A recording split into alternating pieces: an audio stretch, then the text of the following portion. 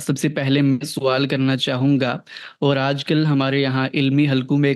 ایک موضوع بہت زیر بحث ہے، اور وہ بیسیکلی اسرائیل فلسطین کے حوالے سے ہے۔ اس کے حوالے سے اکثر ہمارے علماء کرام یہ فرماتے ہیں کہ جو فلسطین بیت المقدس ہے، اس کے بارے میں ہمارے یہاں عموماً نقطہ نظر یہ ہے کہ یہ قبلہ اول ہے۔ تو چونکہ یہ قبلہ اول ہے اور سیدنا عمر فاروق رضی اللہ تعالی عنہ نے اسے فتح بھی کیا تھا، اور آپ کا اس حوالے سے کیا نقطہ نظر ہے کہ انہوں کی ذمہ داری ہے یا پھر نہیں؟ جی، یہ بہت اہم سوال ہے مسجد اقصیٰ کی دینی حیثیت کے حوالے سے، اور ہمارے ہاں بالعموم جو نقطہ نظر روایتی علماء کی جانب سے پیش کیا جاتا ہے وہ چند در چند غلط فہمیوں کا مرقع ہے، اور اس میں بہت ضروری ہے کہ ان تمام چیزوں کو اثر نو طور پر دیکھا جائے جو بیت المقدس یا قبلہ اول کے حوالے سے ہمارے یہاں رائج ہیں۔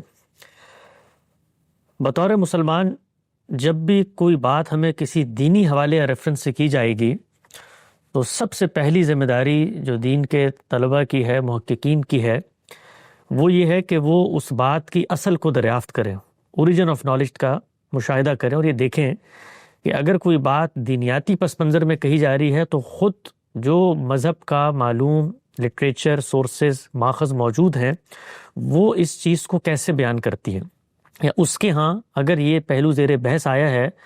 تو کس نوعیت کا ہے۔ تو میں چند چیزیں آپ کی خدمت میں پیش کر دیتا ہوں، اور سننے والوں کے لیے دعوت تحقیق ہے کہ وہ ان پر غور و فکر کریں، اور ان کی روشنی میں جو کچھ قائم شدہ نظریات ہیں ان کو اگر تحلیل کرنا چاہتے ہیں، اثرنو غور و فکر کرنا چاہتے ہیں تو اس کے لیے بھی ایک سامان اس میں موجود ہوگا۔ سب سے پہلی چیز جو بطور مسلمان ہمیں سمجھنی چاہیے ہے، اور ہمارا دینی لٹریچر ہمیں بتاتا ہے، وہ یہ کہ اللہ تعالیٰ نے اس دنیا میں جس وقت انسانوں کو بھیجا ہے تو بھیجنے کے بعد ان کو اس امتحان سے متعلق آگہی کے لیے اپنے فرستادہ، اپنے منتخب، اپنے چنیدہ پیغمبروں کو بھی بھیجنے کا سلسلے کا آغاز کیا ہے۔ یہ آغاز پہلے ہی انسان سے ہو جاتا ہے جن کو سیدنا آدم سے موسوم کیا جاتا ہے۔ سیدنا آدم سے لے کر سیدنا ابراہیم تک اللہ تعالیٰ کی جو ہدایت کی اسکیم ہے وہ ایسے سامنے آتی ہے کہ جس جگہ بھی انسانوں کی کوئی مجمع، کوئی آبادی، کوئی شہر، کوئی بستی موجود ہے وہاں پر اللہ کی ہدایت کو پہنچایا جائے۔ چنانچہ ہم یہ دیکھتے ہیں کہ قرآن مجید نے بتایا کہ ہر اس جگہ پر اللہ کے پیغمبر آئے جہاں پر انسان موجود تھے۔ وہ پیغمبر آتے تھے، ان کو دعوت دیتے تھے اور اصل دین کی طرف بلاتے تھے، ان کی فطرت کے اندر جو نور ہدایت موجود ہے اسی کو جگاتے تھے اور آخرت کی یاد دہانی کرواتے تھے۔ یہ سلسلہ بہت لمبے عرصے تک جاری رہا، یہاں تک کہ نبوت کی اس اسکیم میں اللہ تعالیٰ نے ایک تبدیلی کا فیصلہ کیا۔ اللہ تعالیٰ جب کسی تبدیلی کا فیصلہ کرتے ہیں تو یہ ان کی حکمت بالغہ پر مشتمل ہوتا ہے۔ اللہ تعالیٰ ما کان ما یکون کا علم رکھتے ہیں، ماضی حال مستقبل سے واقف ہیں، چنانچہ ان کے فیصلوں کے اندر جو تبدیلی واقع ہوتی ہے وہ تبدیلی بھی علم کی وجہ سے ہوتی ہے۔ دنیا تبدیل ہو رہی تھی، متمدن معاشرے سامنے آ رہے تھے، سویلائزیشن متحد ہو رہی تھیں، اسی طریقے سے تاریخ کے ادوار کے شروع ہونے کی نوعیتیں سامنے آ رہی تھیں۔ تو بہت سارے عوامل ہیں جو بطور انسان ہم غور کرتے ہیں تو اللہ کی اس اسکیم میں تبدیلی کے لیے سمجھ میں آتے ہیں، اور یہی وجہ تھی کہ اللہ تعالیٰ نے پھر ایک خاص وقت میں آ کے نبوت کے اس دروازے کو بھی بند کر دیا۔ تو وہ تبدیلی کیا واقع ہوئی؟ وہ تبدیلی یہ واقع ہوئی کہ جہاں ہر بستی میں، ہر علاقے میں ایک پیغمبر آتا تھا، وہاں اللہ تعالیٰ نے دنیا کے وسط میں ایک شخص کو امام الرسل کا درجہ دے کے اس کی ذریت میں نبوت کے اس مشن کو خاص کر دیا، اور انہی کی اولاد میں سے 2 شاخوں کا انتخاب کیا جن کو 2 علاقوں میں بسانے کا فیصلہ کیا گیا، اور ان کو آباد کر کے ان کو ایک قوم بنانے کے فیصلے کے نتیجے میں اللہ کی یہ خواہش تھی، اللہ کی یہ منشا تھی کہ جو کام انبیاء انفرادی طور پہ کرتے تھے اب وہ کام تاریخ کے صفحہ ہستی پر، دنیا کے اسٹیج پر قومیں سر انجام دیں۔ چنانچہ ہم یہ دیکھتے ہیں کہ اللہ تعالیٰ نے اس کا اہتمام کیا۔ سیدنا ابراہیم علیہ السلام کی ذریت میں نبوت کو خاص کر دیا گیا، آپ کے بیٹے اسحاق، پھر اس کے بعد یعقوب، اور آپ کے دوسرے بیٹے سیدنا ابراہیم ہی کی ذریت میں سے اسماعیل، ایک کو جزیرہ نما عرب میں جا کر آباد کیا گیا اور دوسری کو کنعان کے علاقے میں آباد کرنے کی تمہید باندھی گئی۔ اللہ کی خواہش یہ تھی کہ یہ دونوں قومیں بنیں، اور قوموں کی تشکیل کے اس عمل میں ظاہری بات ہے چونکہ سامنے انسان موجود تھے تو خود ان کا بھی امتحان تھا، ان کا بھی انتخاب تھا۔ تو ہم یہ دیکھتے ہیں کہ ہزاروں سال کی یہ مشق اور مزابلت کے بعد یہ قوم بننے کے مرحلے پر پہنچی ہیں۔ سیدنا ابراہیم نے اپنی ذریت میں جس وقت نبوت کا اجرا کیا تو ہم یہ جانتے ہیں کہ سیدنا یعقوب جنہیں اسرائیل سے بھی موسوم کیا جاتا ہے، جن کے 12 بیٹے تھے، انہوں نے وہاں سے نکل کے اپنے بیٹوں کو ایک خاص علاقے میں آباد کیا ہے۔ ان کی ذریت میں پھر نبوت کی تخصیص کر دی گئی، اور پھر کرتے کرتے کم و بیش کوئی 600-700 سال کا عرصہ ہے کہ جہاں پر سیدنا موسیٰ کا بعثت اور نزول ہوتا ہے، اور وہاں پر جا کر بنی اسرائیل ایک قوم کی حیثیت اختیار کرتی ہے۔ چنانچہ ہم نے یہ بھی دیکھا کہ یہی وہ وقت ہے کہ جب اللہ تعالیٰ نے پہلی دفعہ اجتماعیت سے متعلق، ریاست سے متعلق، نظم اجتماعی سے متعلق احکامات اور شریعت بھی پہلی دفعہ روئے زمین پہ نازل کی۔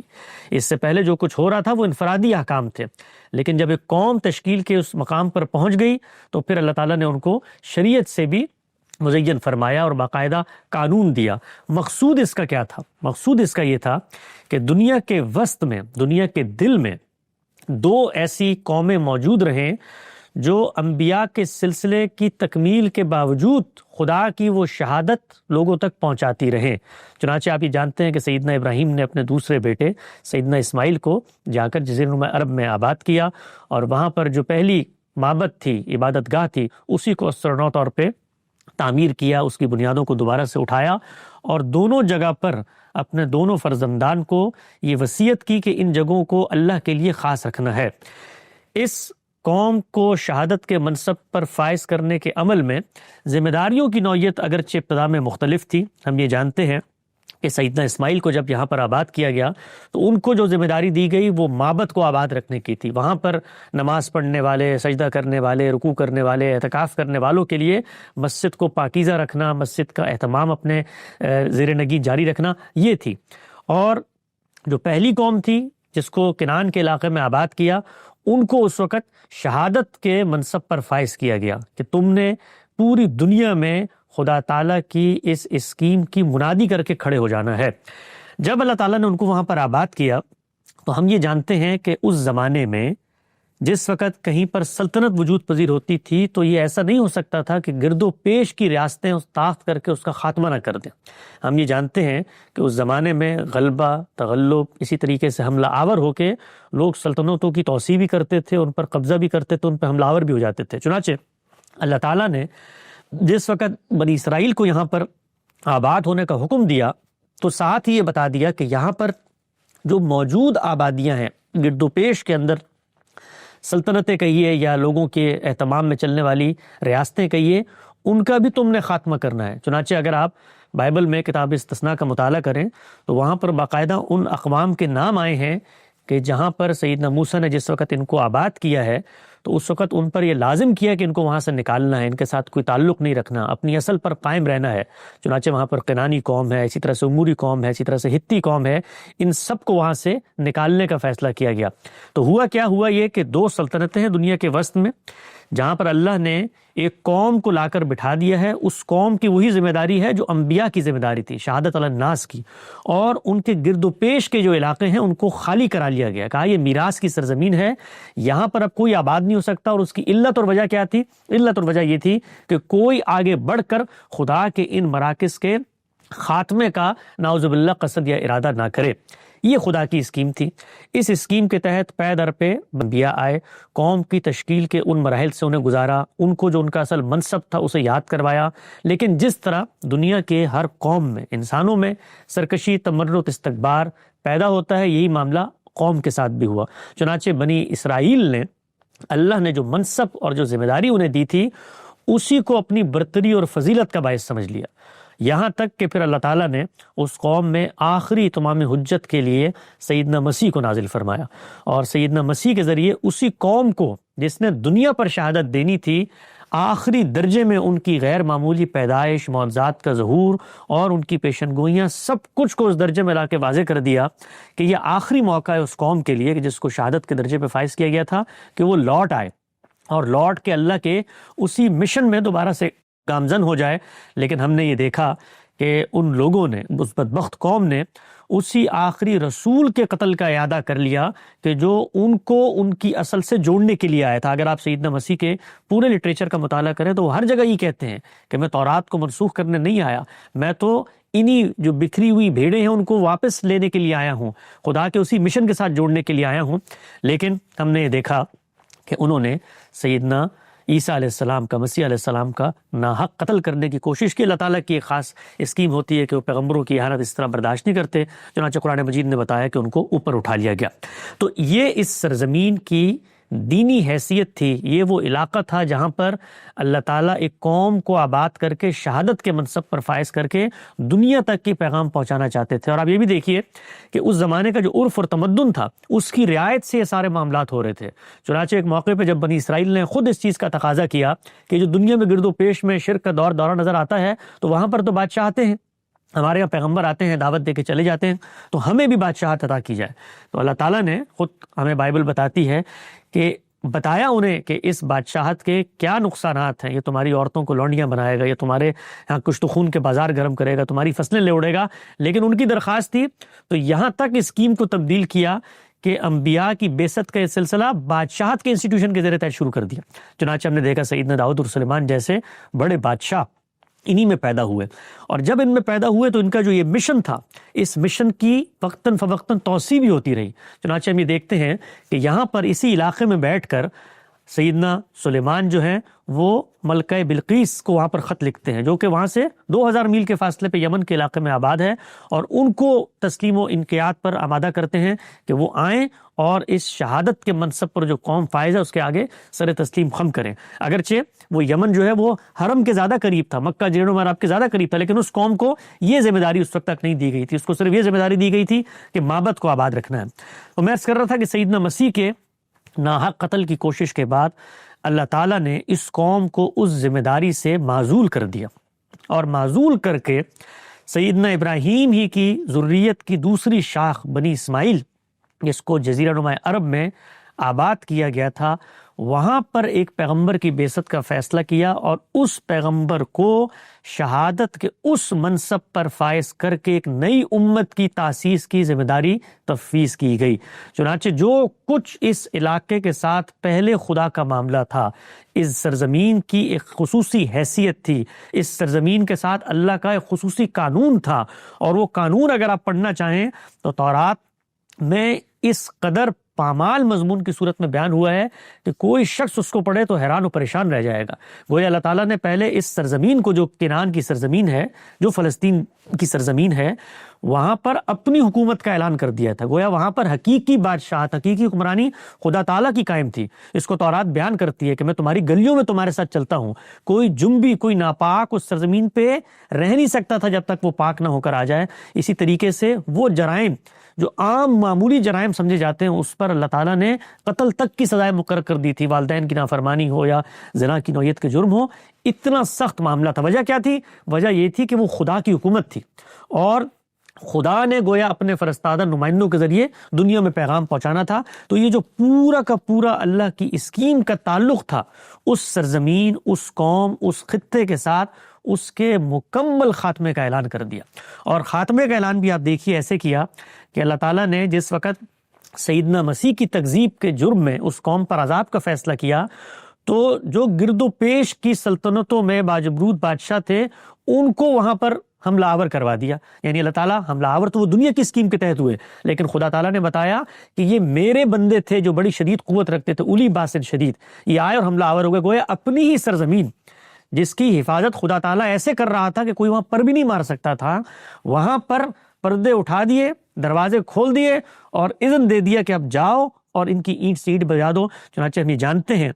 کہ پھر وہاں پر کس طریقے سے ظلم ہوا، اور آ کر بنی اسرائیل کو وہاں سے نکال دیا گیا، اور وہ قوم وہاں سے نکلی، ولی قد مخنصر ہوں یا تیتس رومی ہوں، دونوں حملوں میں اینٹ سے اینٹ بجا دی گئی یروشلم کی، اور ہزاروں کی تعداد میں وہاں کے لوگوں کو غلام اور باج گزار بنا کے یہاں سے لے جایا گیا۔ تو جس وقت اس اسکیم کا خاتمہ ہوا تو اس موقع پر اللہ تعالیٰ نے بنی اسماعیل کو، جو ذریت ابراہیمی کی دوسری شاخ تھی، ان کو اس منصب پر فائز کیا۔ چنانچہ آپ قرآن مجید کو پڑھیں تو ہر جگہ اللہ تعالیٰ اسی قانون کا حوالہ دے کر نئی امت کو متوجہ کرتے ہیں اور مخاطب کرتے ہیں، اور یہ بتاتے ہیں کہ کذالک جعلناکم امۃ وسطا لتکونوا شہداء علی الناس ویکون الرسول علیکم شہیدا۔ کذالک، بالکل اسی طرح، بالکل اسی طرح ہم نے یہ معاملہ کیا ہے جیسا معاملہ ہم نے اس سے پہلے کیا تھا۔ یعنی دونوں معاملات کو اللہ تعالیٰ پیرلل رکھ کے بتاتے ہیں، اور وہ قوم اب چلی گئی ہے، اب تم نے وہ ذمہ داری سر انجام دینی ہے۔ چنانچہ بھی دیکھیے کہ رسول پاک صلی اللہ علیہ وسلم کو جو خواب دکھایا گیا، جس کو ہمارے یہاں عام طور پر واقعہ معراج سے تعبیر کیا جاتا ہے، اگرچہ وہ واقعہ معراج نہیں ہے، یہ 4 الگ الگ واقعات ہیں۔ اسراء کا واقعہ الگ ہے، سدرہ کا واقعہ الگ ہے، اسی طریقے سے قاب قوسین کا واقعہ الگ ہے، اور معراج کا واقعہ الگ ہے۔ ان میں سے 2 عالم بیداری میں ہوئے اور 2 عالم رویا میں ہوئے، یہ سب اللہ تعالیٰ کی جانب سے ہوئے۔ لیکن جو سورہ اسراء کے اندر واقعہ زیر بحث ہے وہ اصل میں خواب کا واقعہ ہے، اس کو خود قرآن مجید نے واضح کیا ہے۔ وہاں پر بھی یہی بتانا مقصود ہے کہ ہم نے اس بندے کو سبحان الذی اسریٰ بعبدہ لیلا من المسجد الحرام الی المسجد الاقصی، یعنی اس بندے کو جس کا ہم نے انتخاب کر لیا ہے، اس کو یہاں سے اٹھا کر وہاں لے گئے ہیں، اور لے جا کر یہ بتایا ہے کہ یہ وہ سرزمین تھی، یہ وہ جگہ تھی۔ آپ اگر سورہ بنی اسرائیل کو پڑھیں تو فوراً سے ان آیتوں کے بعد پوری بنی اسرائیل کی روداد آ جاتی ہے آگے۔ بتایا کہ سیدنا موسیٰ کو ہم نے یہاں پر آباد کیا، ان کو یہ احکامات دیے، پھر بنی اسرائیل کے اوپر پے در پہ یہ ہوا، پھر یہ 2 حملے ہوئے، پھر کرتے کرتے کرتے سورت بڑھتی ہے اور یہ بتاتی ہے کہ اب بنی اسماعیل کو اس جگہ پر فائز کیا جا رہا ہے، اور یہ جو کچھ ہم نے تمہیں دکھایا یہ آزمائش کے لیے ہے۔ چنانچہ اللہ تعالیٰ کے رسول کو پھر سیدنا محمد صلی اللہ علیہ وسلم کی صورت میں بنی اسماعیل کے اندر بعثت کر کے اسی منصب، اسی مقام پر فائز کیا گیا، اور ایک امت اور ایک قوم کی تشکیل کی ذمہ داری دی گئی۔ کیوں؟ کیونکہ خود رسول پاک صلی اللہ علیہ وسلم کے جانے کے بعد اب قیامت تک چونکہ تاریخ کا دور شروع ہو چکا تھا، اللہ تعالیٰ کی جو اسکیم تھی قوموں کے استفاء کی وہ ایک خاص مقام تک پہنچ چکی تھی۔ اب آپ نے فیصلہ کیا کہ ختم نبوت ہونا ہے، اور اس قوم نے شہادت کا وہی منصب، شہادت کی وہی ذمہ داری جو رسول ادا کرتے ہیں اب قیامت تک ادا کرنی ہے۔ چنانچہ قرآن مجید میں ارشاد فرمایا وَقَاتِلُوهُمْ حَتَّى لَا تَكُونُ فِتْنَةٌ وَيَكُونُ الدِّينُ كُلُّهُ لِلَّهِ، یعنی اس سرزمین پر اب کوئی دوسرا دین قائم نہیں رہ سکتا، یہ خدا کا زمین پر منتخب کردہ وہ حصہ ہے جو قیامت تک توحید کا مینار لے کر روشن رہے گا۔ یہی وہ حکم ہے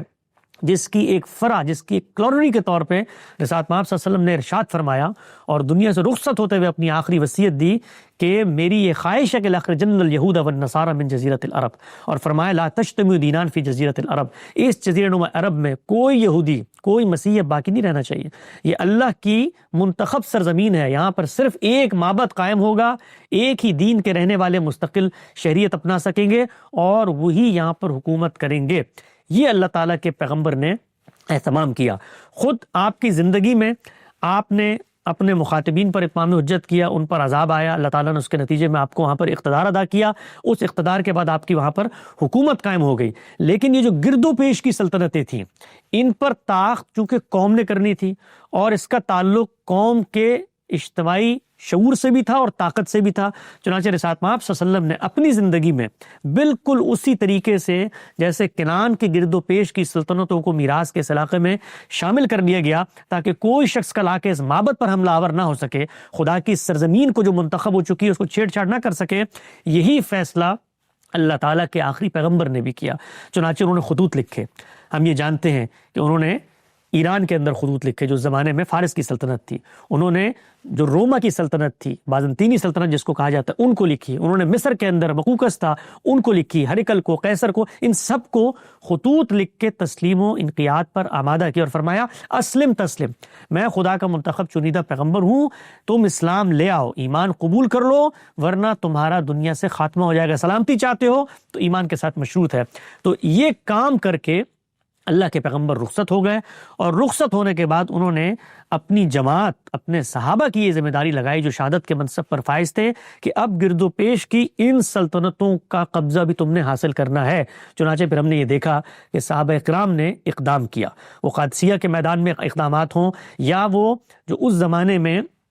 قیصر روم کی سلطنت تھی، اس سلطنت میں قیصر کا وہی لقب ہے، عربی میں ہم اس کو قیصر کہتے ہیں جس کو انگریزی میں سیزر کہا جاتا ہے، تو اس زمانے میں یہ بہت بڑی سلطنت تھی جس کا دارالخلافہ جو تھا وہ قسطنطنیہ تھا، اور یہ پورا گریٹر شام اور یہ پورا قیران کا علاقہ یہ سب انہی کے زیر تحت۔ تو ہم یہ جانتے ہیں کہ پھر سیدنا عمر کے زمانے میں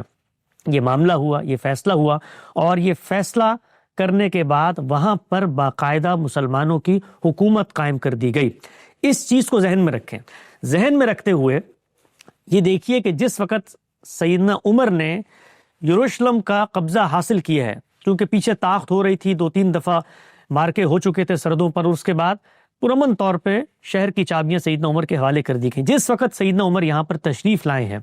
تو لانے کے بعد جو قرآن مجید نے اسکیم متعین کی تھی کہ اب رہتی دنیا تک صرف اور صرف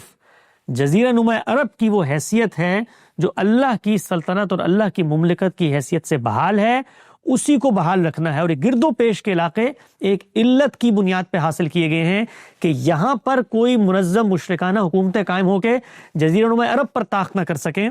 تو آپ جب وہاں پر داخل ہوئے ہیں تو یہ جو احاطہ ہے یہ معلوم احاطہ تھا۔ یہاں پر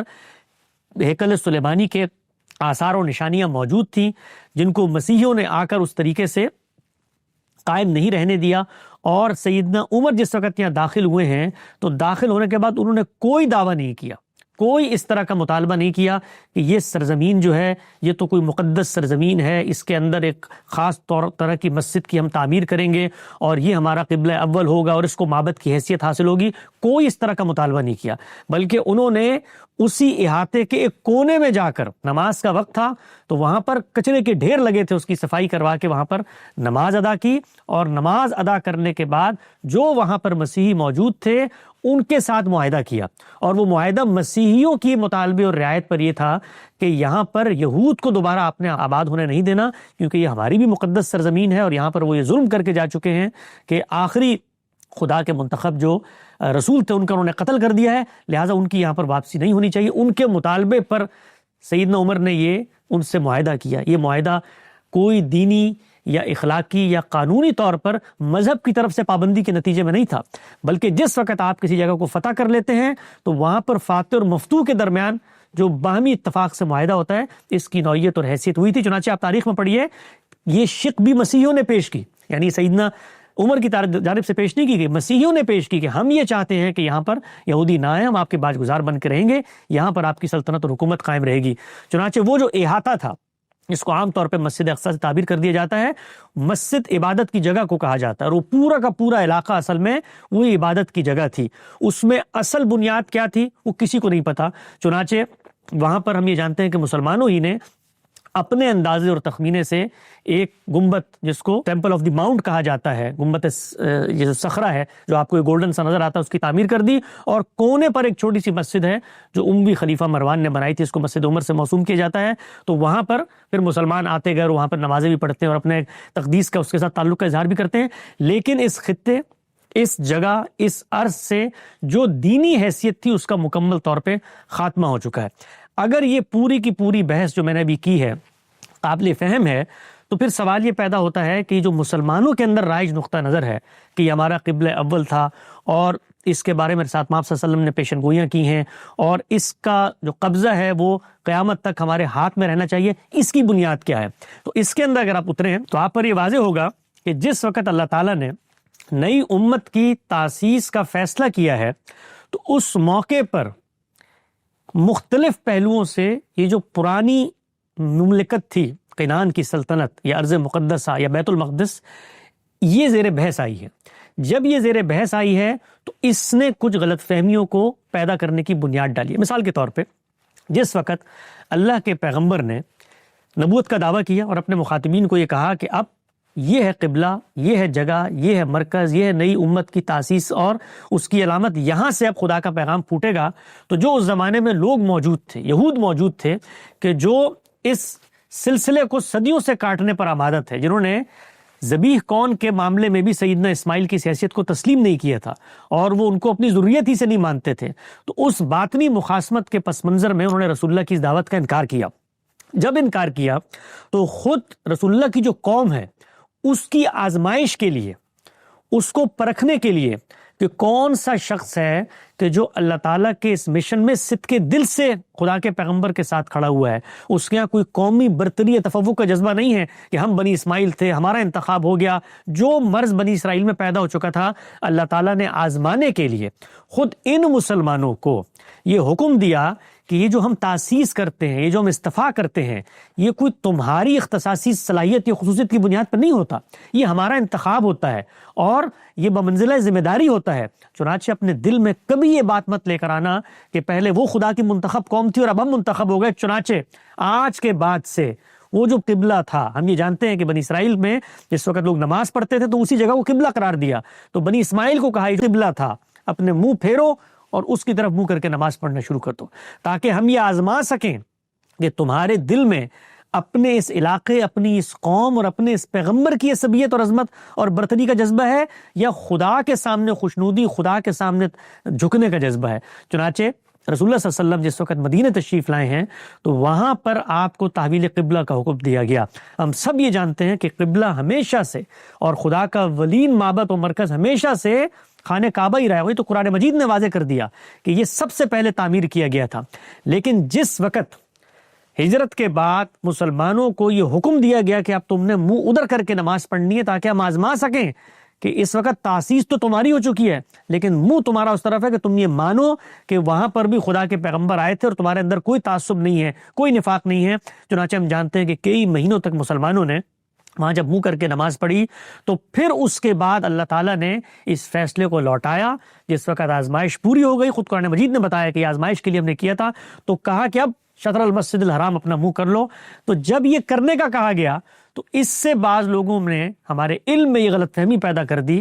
گویا شریعت کے انعقاد اور شریعت کی تکمیل سے پہلے اللہ تعالیٰ نے حکم دیا تھا مسلمانوں کو کہ مسجد اقصیٰ کی طرف منہ کر کے نماز پڑھیں۔ چنانچہ قبلہ اول وہ ہوا اور اب شریعت کی تکمیل ہو گئی تو پھر خانہ کعبہ کو قبلہ قرار دے دیا گیا۔ اس سے یہ غلط فہمی پیدا کی گئی کہ قبلہ اول وہ ہے، قبلہ اول صرف اور صرف خدا کا وہ معبد خانہ کعبہ ہے، حرم ہے، اس کے علاوہ کوئی قبلہ اول نہیں ہے۔ یہ لوگوں کی غلط فہمی تھی جس کے نتیجے میں انہوں نے اخذ کیا کہ کیونکہ شریعت کی تکمیل سے پہلے یہ حکم دیا گیا ہے اس لیے وہ پرانا قبلہ تھا، پہلا قبلہ تھا، اور حرم بعد میں قبلہ ہے۔ پہلا قبلہ حرم ہی تھا، درمیان میں آزمائش کے لیے ان کو یہ حکم دیا گیا اور یہ حکم لوٹ کر واپس اپنی اصل کی طرف آ گیا۔